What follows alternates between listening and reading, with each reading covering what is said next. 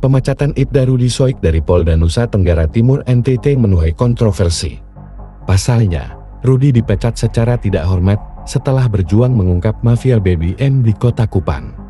Ketua Indonesia Police Watch IPW Sugeng Teguh Santoso menilai, pemecatan terhadap Rudi sangatlah berlebihan.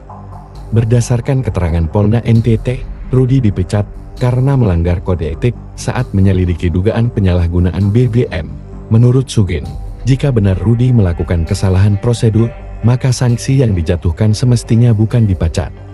Ia pun meminta Kapolri Jenderal Listio Sigit Prabowo untuk mengerahkan tim guna mengusut tuntas pemecatan Rudi. IPW menduga ada oknum Polri yang gerah karena praktik mafia BBM dibongkar. Sugeng sendiri sangat menyayangkan Ibda Rudi dipecat karena selama ini dikenal sebagai anggota berprestasi. Rudi juga pernah membongkar kasus tindak pidana perdagangan orang TPPO di NTT. Sementara itu, Polda NTT membantah alasan pemecatan Rudi hanya karena memasang garis polisi di lokasi penimbunan BBM. Kabid Humas Polda NTT Kombes Pol Arya Sandi menyebut ada 7 laporan polisi yang masuk terkait Rudi dalam waktu 2 bulan terakhir.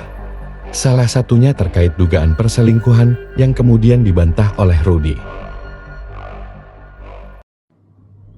Ya, saya sebagai Ketua Umum dari Jaringan Nasional Anti Tindak Pidana Perdagangan Orang, mewakili lebih daripada 30 individu dan juga organisasi yang memang fokus untuk melawan perdagangan orang di Indonesia, sangat menyayangkan sikap yang telah diambil oleh Polda NTT, yang dimana mereka telah memutuskan untuk memberhentikan secara tidak terhormat salah satu anggota mereka yang terbaik.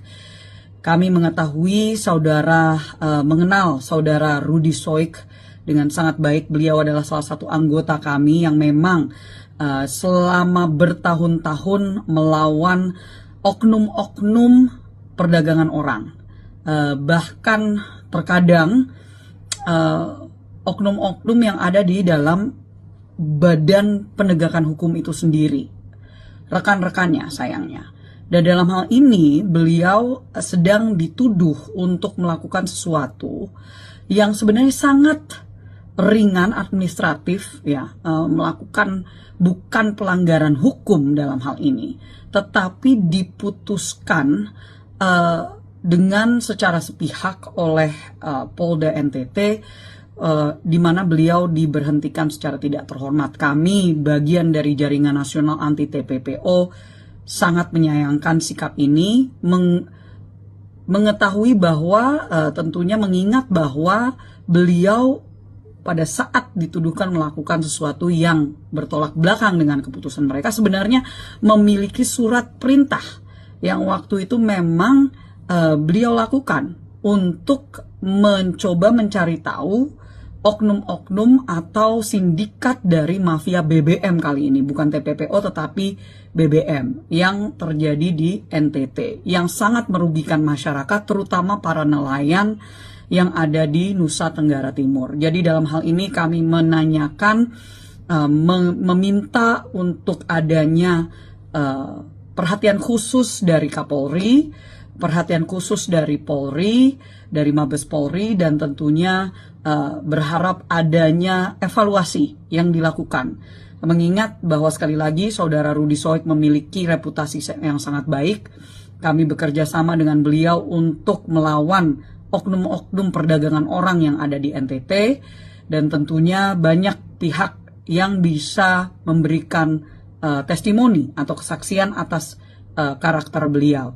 Jadi kami sangat menghimbau dari adanya pihak yang berwenang untuk evaluasi, dan sepertinya ini menjadi suatu hal yang jauh lebih besar karena bahwa beliau waktu itu sedang melakukan tugasnya, tetapi justru ini yang terjadi hanya karena beliau mencoba untuk mengungkapkan persoalan tentang mafia BBM yang ada di NTT. Jadi sekali lagi saya Rahayu Saraswati Joyo Hadikusumo selaku anggota DPR RI dan juga dalam hal ini Ketua Umum Jaringan Nasional Anti TPPO memohon untuk adanya perhatian khusus dari Polri dan juga khususnya Pak Kapolri. Dan saya juga sudah menyampaikan kepada Menteri Hukum dan HAM untuk memberikan atensi beliau secara langsung untuk memantau kasus ini. Terima kasih. Ya, saya sebagai Ketua Umum dari Jaringan Nasional Anti Tindak Pidana Perdagangan Orang, mewakili lebih daripada 30 individu dan juga organisasi yang memang fokus untuk melawan perdagangan orang di Indonesia, sangat menyayangkan sikap yang telah diambil oleh Polda NTT, yang dimana mereka telah memutuskan untuk memberhentikan secara tidak terhormat salah satu anggota mereka yang terbaik. Kami mengetahui mengenal saudara Rudy Soik dengan sangat baik. Beliau adalah salah satu anggota kami yang memang selama bertahun-tahun melawan oknum-oknum perdagangan orang. Bahkan terkadang oknum-oknum yang ada di dalam badan penegakan hukum itu sendiri, rekan-rekannya sayangnya. Dan dalam hal ini beliau sedang dituduh untuk melakukan sesuatu yang sebenarnya sangat ringan administratif, ya, melakukan bukan pelanggaran hukum dalam hal ini, tetapi diputuskan dengan secara sepihak oleh Mabes Polri buka suara soal Inspektur Polisi Dul atau Ibda Rudy Soik yang dipecat usai membongkar mafia bahan bakar minyak BBM di Kota Kupang.